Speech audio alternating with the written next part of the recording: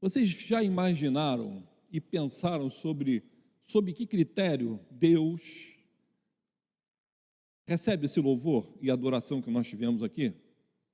Já pensaram sobre isso?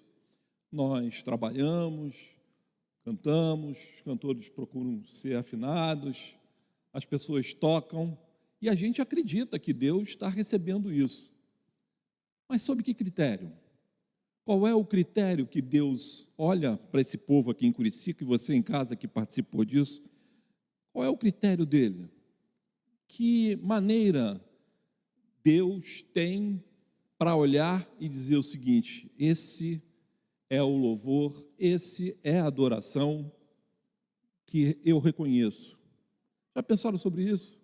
Parece que o simples fato da gente se reunir num domingo pela manhã ou qualquer outro horário na igreja e orar e cantar louvores para Deus é o suficiente, mas a palavra de Deus nos dá uma informação um pouco preocupante e é sobre isso que a gente vai falar. Eu queria que você abrisse sua Bíblia lá no Salmo 81, nós vamos ler de versículo 1 ao versículo 16, para a gente tentar entender um texto que tem mais de 3.000 anos, como Deus está olhando para o seu povo, o que Ele fala para o seu povo, e como um texto de 3.000 anos atrás pode ser tão presente aqui no dia de hoje, e como a gente pode de alguma maneira pensar sobre, para que tudo isso que nós cantamos, louvamos e adoramos ao Senhor, seja real e seja recebido por Ele. Olha que coisa que muitas vezes a gente não pensa. Vamos ler? Vamos ler juntos? Acho que eu não vou precisar de óculos então. Vamos lá. Acompanhando na tela, e vocês, por favor, na Bíblia. Um desses versículos, a minha expectativa é que vocês guardem para sempre, porque sem isso, talvez o seu louvor não seja aquele que vai ser recebido por Deus. Pensem nisso. Vamos lá. Cantem de alegria a Deus, nossa força, aclamem, ó Deus de Jacó, comecem um louvor, façam ressoar o tamborim, toquem a lira e a harpa melodiosa, toquem a trombeta na lua nova e no dia da lua cheia, dia da nossa festa, porque este é um decreto para Israel, uma ordenança do Deus de Jacó, que ele estabeleceu como estatuto para José, quando atacou o Egito, essa a versão, vamos de frente. Ali ouvimos uma língua que não conhecíamos. Ele diz: tirei o peso dos seus ombros, suas mãos ficaram livres dos cestos de cargas. Na sua aflição, vocês clamaram e eu os livrei. Do esconderijo dos trovões lhes respondi e os pus à prova nas águas de Meribá. Continua. Ouça, meu povo, as minhas advertências. Se tão somente você me escutasse, ó Israel, não tem Deus estrangeiro no seu meio, não tenha Deus estrangeiro no seu meio. Não se incline perante nenhum Deus estranho. Eu sou o Senhor, o seu Deus, que o tirei da terra do Egito. Abra sua boca e eu o alimentarei. Mas o meu povo não quis ouvir-me, Israel não quis obedecer-me. Por isso os entreguei ao seu coração obstinado, para seguirem os seus próprios planos. Se o meu povo apenas me ouvisse, se Israel seguisse os meus caminhos, com rapidez eu subjugaria os seus inimigos e voltaria a minha mão contra os seus adversários. Os que odeiam o Senhor se renderiam diante dele e receberiam um castigo perpétuo. Mas eu sustentaria Israel com o melhor trigo e com o mel da rocha o satisfaria. Até aí. Não sei se você acompanhou, mas a gente vai estratificar. Vocês perceberam que o Salmo começa com uma adoração, como um louvor. Ele começa nessa estrutura e ele vai falando, né? Cantem alegria, nossa força, aclamem a Deus Jacó, comecem um louvor, toquem a trombeta. É tudo o que aconteceu aqui até esse momento da palavra. Nós estamos adorando ao Senhor. Mas no meio, o salmista, ele é como se ele invertesse um pouco, mostrando o que está acontecendo aqui na terra, nos louvores, e aí ele traz a voz do Senhor para estes que estão louvando, para o seu povo.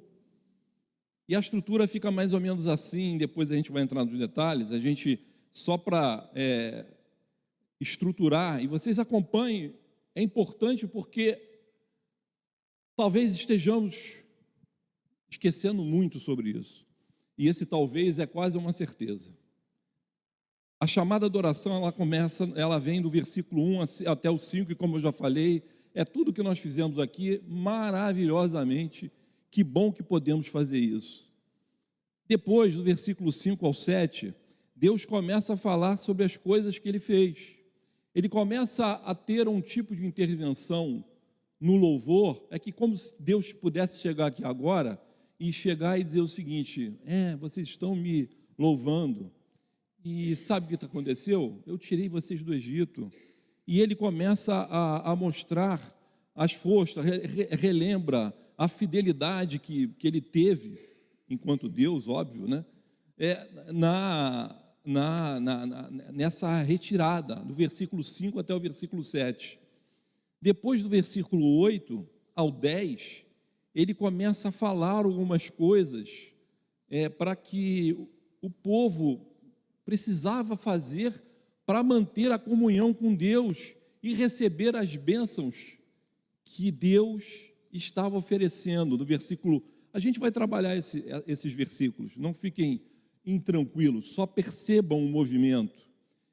Mas ora, eu estava num culto de louvor a Deus, eu estava cantando, eu estava louvando, e de repente esse Deus começa a fazer uma digressão e falar sobre a relação dele com esse povo dele, e ele vai dizer o que deveria fazer. Então, a primeira coisa que você vê é o assim, será que eu não estou fazendo? Porque é isso, ele começa, olha, o que você deveria fazer, versículo 8 a 10, e aí por fim, lá do versículo 11 até o 12, ainda não o fim, mas ele vai dizer algo interessante, que ele começa a falar, olha, algumas coisas vocês fizeram de errado.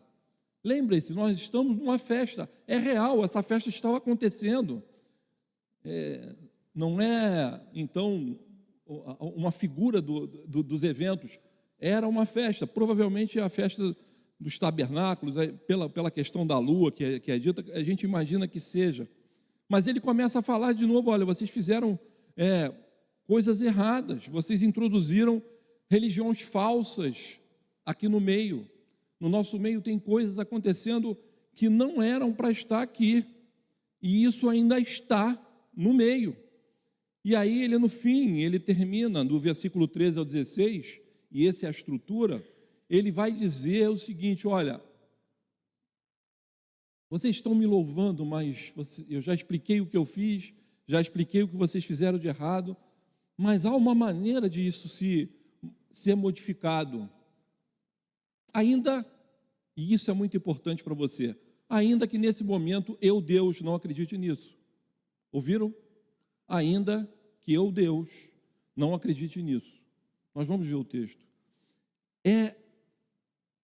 A coisa mais, que eu acho mais chocante para mim, é você estar louvando, se dirigindo, é como se Deus estivesse entrando pelo templo aí na sua casa, e Ele olha para você, sorri pelo louvor, e Ele começa a dizer quase que o seguinte: não é isso, não era dessa forma.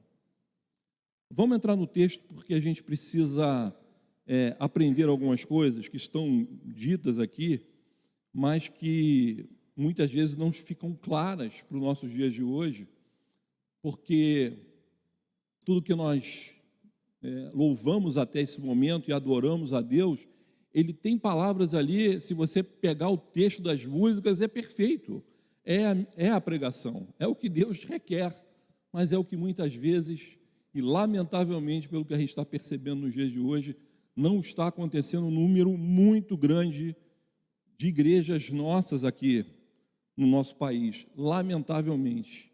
Então vamos lá, o primeiro ponto que a gente precisa aprender, e eu não estou apontando o dedo, eu estou aprendendo com o texto para fim de que eu não seja, digamos, esteja adorando a um Deus em que esse Deus está olhando para mim e dizendo, não é isso, não foi isso, você está fazendo tudo certo, está com símbolos, está com flautas, está com louvores, mas há algo errado.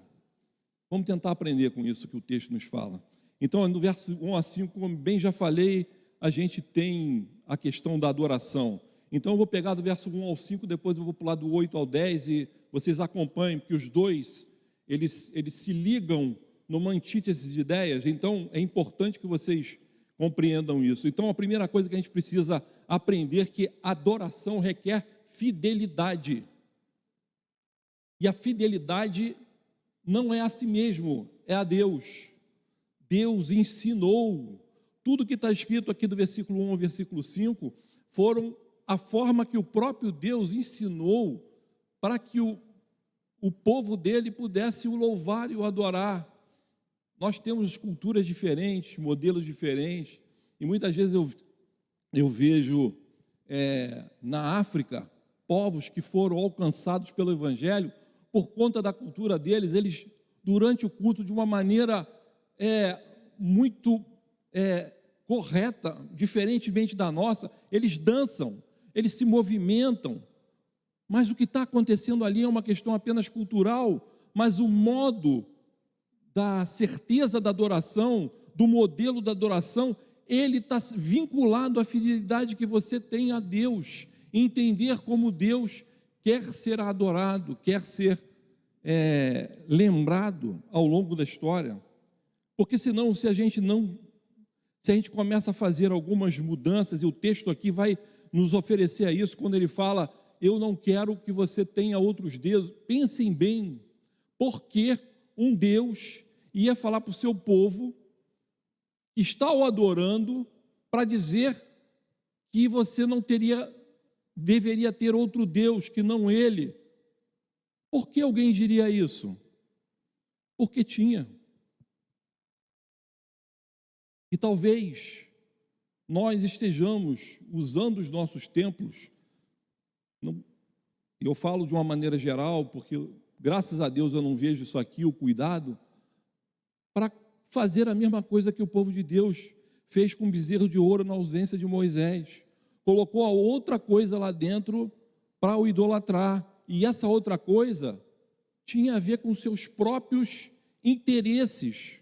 O povo misturado com outras informações, miscigenado com outro grupo de coisas, inverteu e entendeu tudo de uma maneira tão diferente e torpe, que aos olhos de Deus, quando Moisés volta, ele fica muito irritado. Não foi isso. Mas parece que hoje nós estamos esquecendo este lugar que nós fizemos com tanta beleza nesses primeiros momentos de adoração. É preciso ter como foco tão somente Jesus Cristo. Há muitos anos atrás, eu estive isso é real, eu estive numa igreja que existe até hoje. A Alcina também trabalhou nessa igreja, então ela sabe do que eu estou falando. Há muitos anos atrás, né? A gente estava recém-casado, todo mundo bem jovem, e um belo dia, num culto, chegou um juiz, sentou-se, era um juiz importante, e o culto prosseguiu, e não foi dada uma relevância à presença desse juiz ali, qualquer. Ele era alguém que foi ver o culto, participar do culto. À saída, algumas mulheres da SAF interpelaram o pastor porque não deram voz para aquele juiz, dizendo a figura ilustre que estava ali. E o pastor disse assim, mas é Cristo a figura que precisa ser adorada aqui, não o juiz. Às vezes nós trazemos à frente, e o reverendo Leonardo fala isso com muitas vezes, olha, nós não tiramos a glória de Deus por trazer alguém à frente aqui porque ele fez aniversário, porque ele casou, e nós oramos pela vida, porque Deus quer sim participar da vida ativa do seu povo, mas eu não posso relevar alguém simplesmente por alguma coisa que ele faz na sua vida secular. Não tem sentido em qualquer lugar, e agora nesse momento político do país, isso está acontecendo com frequência. Você pode discutir política onde você quiser, mas o templo tem o seu lugar. E o interessante aqui é que o louvor estava acontecendo para Deus, mas Deus está dizendo o seguinte: não é isso o que vocês estão me dando pelo meu olhar. Eu não consigo receber, porque vocês se perderam. Vocês colocaram outros elementos aqui dentro, onde só o nosso Senhor Jesus Cristo precisa ser o elemento central. Cuidado com isso. Discutam, eu brinco, eu sempre falo com o Lúcio, eu estou conversando com o Lúcio e tal. Lúcio, vamos falar sobre futebol. Eu adoro falar de futebol, brincar e tal. Mas aqui é uma presença, a gente acredita numa presença santa, e não é só no momento da Santa Ceia. Não é. É sempre. Porque senão, se você quer um crivo, o crivo de Deus é esse. Ele não quer e não pretende dividir esse espaço com mais ninguém. Cuida disso, com carinho. E, de novo, eu não estou discutindo posição A ou B, voto A ou B. Eu estou discutindo igreja, relação com Deus. Nós precisamos preservar isso. Quando a gente não preserva isso, a gente está perdendo tudo. Você repare no versículo 8 em diante, que a maneira que Deus fala, nesse salto do 1 a 5, olha aqui, olha como ele fala, do versículo 8, ó Israel, acaso tu me ouvirás? E aí ele continua, não haja contigo Deus estranho. Sabe o que está dizendo? Ó Israel, acaso você vai me ouvir? Ele está dizendo o seguinte: eu não acredito que você vai estar me ouvindo. Você não está atento, porque a gente parece que a gente trabalhou num modelo hoje, onde a gente tem internet, tem uma série de seguidores, fica seguindo pessoas, seguindo, e essas pessoas se traduzem num bezerro de ouro para mim. Não pode ser isso. Eu tenho um Deus, eu tenho um Cristo. Estes que vocês seguem e podem seguir, vocês podem ter referências, espero que sejam boas, não sejam ruins. Mas quando isso supera a presença do Deus vivo no nosso lar, olha o que eles estão há 3.000 anos atrás reclamando da mesma coisa. Não tinha internet, né? Era de forma diferente, mas é a mesma coisa. Poxa, Epifânio, mas de verso 1 a 5, eles estão louvando a Deus. Não, eles estão louvando a eles mesmos. É isso que vocês estão entendendo? Eles estavam trabalhando no louvor, e por isso Deus reclama, porque tinha a ver com o seu próprio umbigo, e não tinha nada a ver com aquelas coisas belas que, graças a Deus, nós fizemos aqui nesse primeiro momento. A gente tem que estar atento para isso, porque quando isso não acontece, a gente perde alguma coisa importante. A gente acredita muitas vezes e fala que basta ter fé e o resto não importa. Não para nós que cremos em Deus. O objeto da nossa fé é o nosso Senhor Jesus Cristo. A gente precisa lembrar dele. Quando nós fazemos algo que absolutamente está distante do que ele mesmo propôs para a nossa relação com ele, o nosso louvor e a nossa adoração parece bonita aos nossos olhos, mas está alimentando só o nosso ego e não a nossa relação com Deus. É isso que ele está dizendo aqui. E é duro, a forma que ele fala, apesar de educada, né, é duro, porque no final das contas o que a gente está fazendo, quando a gente faz isso, insere no ambiente da nossa adoração, do nosso louvor, outros elementos, o que a gente está fazendo é saciar nossa própria sede, nosso próprio desejo. Lembram quando o povo de Deus ficou esperando lá embaixo Moisés? A sede deles por algo diferente daquilo que foi oferecido por Deus era tão grande que eles criaram uma outra solução.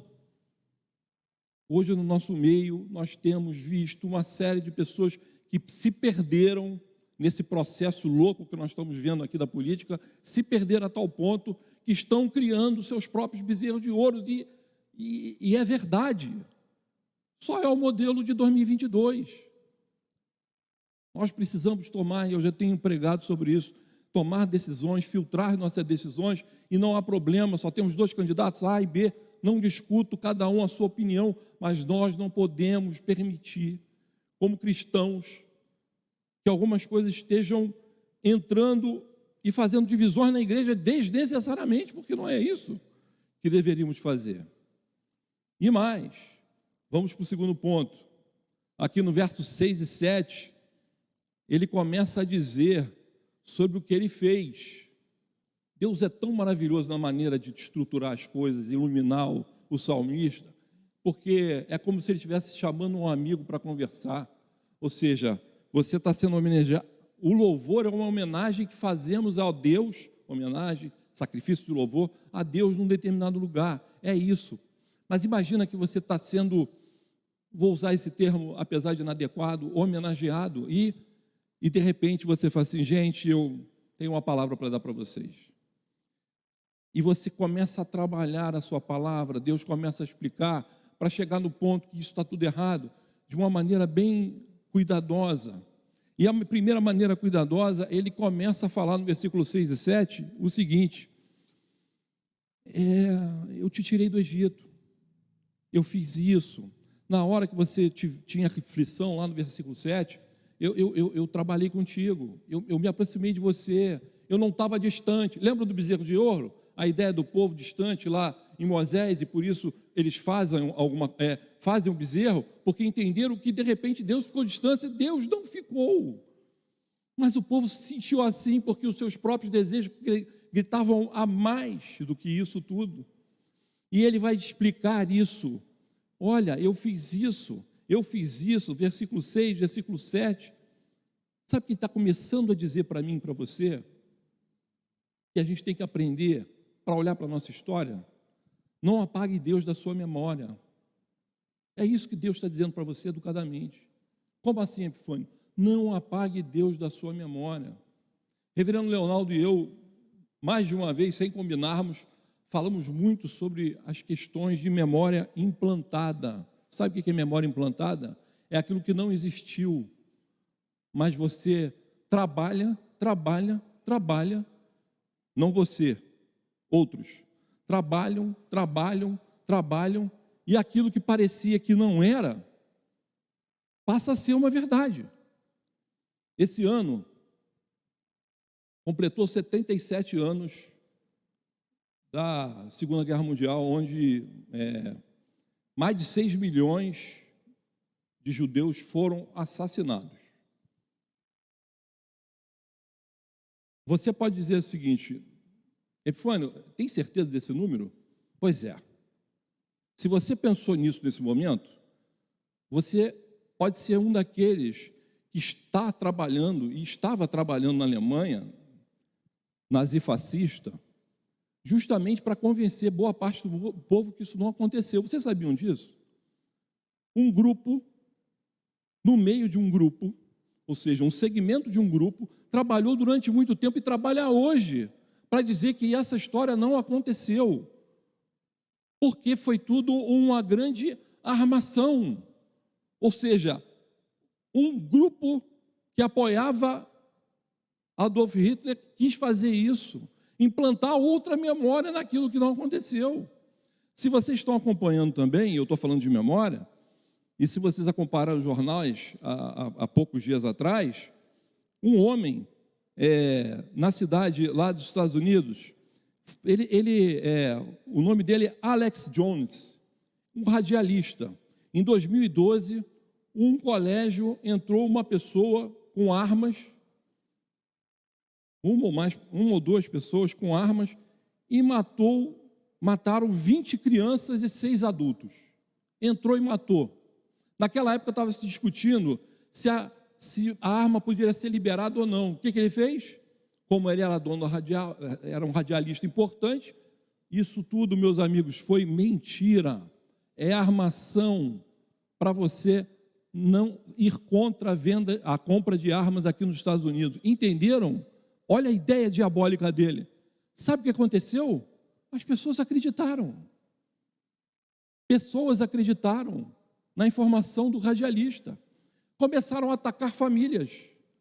As famílias que perderam seus entes queridos. E ela dizia: eu perdi meu filho assassinado lá. É mentira, isso nunca aconteceu. E você faz parte de uma farsa.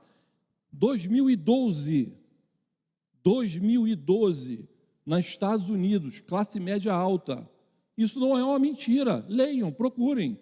Ele foi agora, esse mês, tem que pagar 5 bilhões de reais na Suprema Corte, porque as famílias, além de terem seus entes queridos mortos por um maluco que chegou e atirou, ainda tinham que explicar que aquilo foi verdade. E sofriam bullying. Imaginaram o que foi feito na mente dessas pessoas?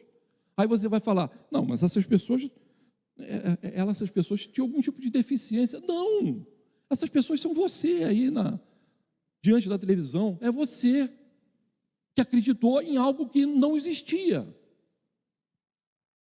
É muito perigoso a nossa mente. Eu e o reverendo Leonardo, várias vezes em pregações, falamos sobre isso. Nossa mente é muito perigosa.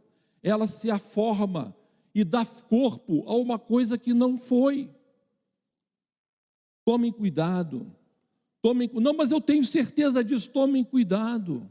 O que Deus está dizendo aqui é o seguinte: esse povo, esse Deus que está aí com vocês, fizeram vocês esquecerem de mim, apagar da memória. Esse radialista tentou apagar da memória aquela tragédia porque ele tinha interesses para que as armas continuassem, ele estava envolvido, e que as pessoas se explodam, e que aquelas famílias chorem, não importa.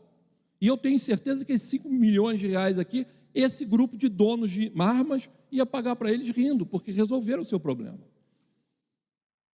O que Deus está dizendo para aqui é o seguinte: vocês se esqueceram do meu contato com vocês, vocês se esqueceram de tudo que eu fiz com vocês, a tua história até aqui, porque se a tua história até aqui, na sua relação com Deus, tivesse vibrante, certa, o teu louvor e a tua adoração seria aceita.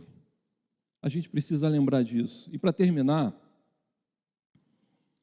e a coisa mais dura disso tudo aqui, que pode ser algo que ele está dizendo para o seu próprio povo, ele não está falando para o ímpio, para quem não conhece a Deus.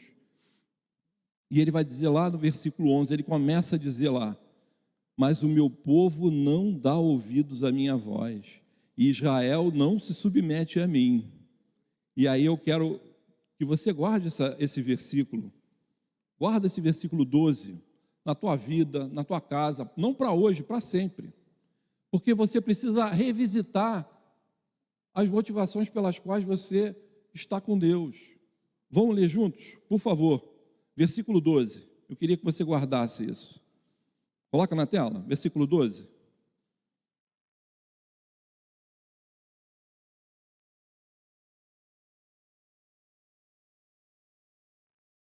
Está difícil?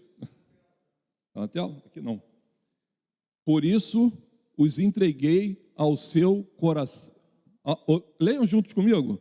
Por isso os entreguei ao seu coração obstinado, para seguirem os seus próprios planos. Entenderam o que Deus fez? Entenderam qual é a solução de Deus para isso tudo? Por isso tudo, por não se lembrarem de mim, por não entenderem. Mas eles estavam louvando, estavam adorando a Deus. Pois é. A obstinação dos nossos corações, no desejo de atender algumas coisas que são nossas, vão fazer algo que é terrível para você, e você tem que se lembrar disso. Busque obedecer a Deus, ou Ele silenciará da relação contigo. Ele silenciará. Deus não precisa fazer mais nada. Deus não precisa lhe trazer um impropério qualquer. Eles vão acontecer, é o que ele vai dizer no resto do texto. Mas ele está dizendo o seguinte: por conta, meu povo, da obstinação dos seus corações, eu vou deixar você com o seu coração. E educadamente saio do templo, saio das suas adorações, saio da tua presença, porque não é isso que eu quero. Quando a gente vai adorar a Deus, quando a gente vai se dirigir ao Senhor, se a gente não compreender isso, que a gente tem que levar para a vida, e por pior que, isso está acontecendo na minha vida, porque eu fiz alguma coisa errada. O que eu fiz de errado foi tão somente não ouvir a Deus. É o que ele disse antes: será que meu povo vai me ouvir? Existem muitos corações que lamentável, e ele está falando para o seu próprio povo.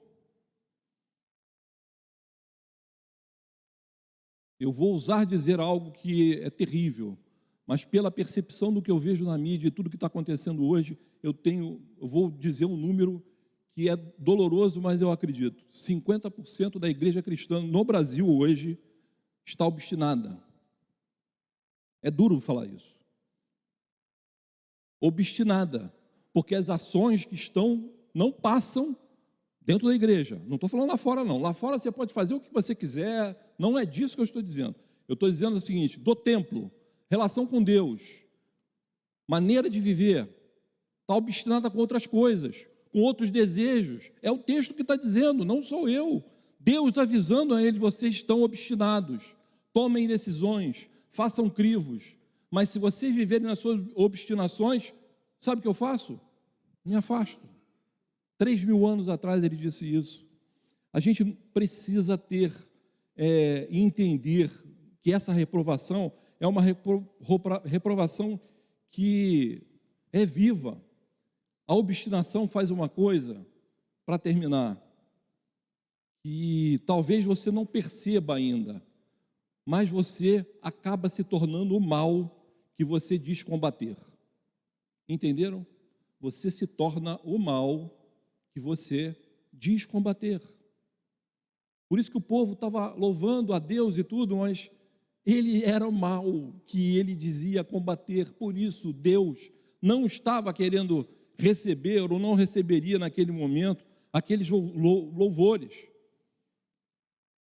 Para terminar, de verdade, a cura da alma somente se dá com uma conexão legítima com Deus. Não adianta vir adorar, louvar, se essa conexão não for legítima, de verdade, e da forma que Ele quer, não da que eu quero. Isso é uma loucura o que está acontecendo hoje em vários lugares. É terrível. Eu não sei se você jogou bola sem ter dinheiro para jogar. Eu joguei. E eu jogava bola no asfalto quente. Eu não sei se alguns já fizeram isso. Hoje em dia tem gramadinho, né, Eduardo? Nossa época não tinha essas coisas, né? Eu jogava bola no asfalto quente. Olha, jogar bola no asfalto quente é duro, porque você joga, chuta, dribla, enquanto você está em movimento, tudo bem. Quando para, vai fritando o pé. Então, eu tinha que tirar ali, não tinha tênis, tinha que procurar uma sombrinha, depois voltar no meio da rua, em rua que não... Meu pé foi criando uma casca. É assim que acontece, quando você não usa um calçado e fica fritando o pé no asfalto quente.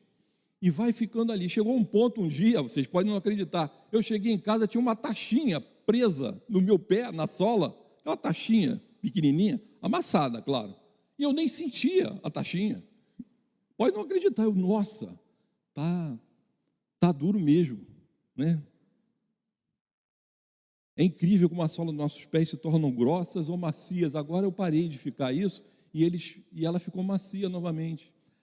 Eu queria dizer para você, meu querido, que a sua alma é exatamente assim. A sua alma é exatamente assim. Quanto mais você se expõe a coisas que absolutamente não são da vontade de Deus, ainda acreditando que são, a sua alma vai ficando grossa, insensível, sem perceber. Você acredita por ações mecânicas que você está louvando a Deus e Ele não recebeu esse louvor e Ele já se silenciou na tua vida. Toma cuidado com isso. A nossa alma precisa de refrigério, de conexão real, de falar com Deus. E Deus, nós cantamos isso, a letra está aí, se você se lembrar, a letra está aí. o que tu queres para mim, Senhor? E quando a gente inverte o jogo, a gente se torna o mal que a gente disse que estava lutando contra. Feche seus olhos e vamos orar. Senhor Deus e Pai, o desafio e a tua mensagem, Pai, mais de 3.000 anos atrás é viva para nós hoje. Queremos te servir, queremos te louvar, temos as nossas próprias decisões, entendemos isso, mas queremos fazê-las de acordo contigo, com paz no coração, sem divisões no nosso meio, mas também sem colocar outros deuses, como tu mesmo orientou aqui, Pai, no nosso meio, no nosso espaço, no espaço que é teu, no espaço que queremos te louvar, te adorar, tão somente a ti e mais ninguém. Ó Senhor, nos dá ouvidos atentos, para que essa palavra, Pai, essa pergunta tua ao teu povo naquela época, desacreditando que o teu povo pudesse ouvir ainda, Pai, ó Senhor, queremos no nosso coração, Pai, te pedir que nós possamos sim ser pessoas que ouvimos ainda a tua voz, e sim, sermos pessoas que queremos te adorar e te louvar. Tenha misericórdia do teu povo aqui, tem misericórdia e insiste conosco, porque precisamos de ti de uma maneira real, ser com o povo de Deus, com Curicica, com cada um em seu lar, para que um olhe para o outro nessa visão, na visão de que Deus está nos integrando e não nos separando. Em nome de Jesus, amém.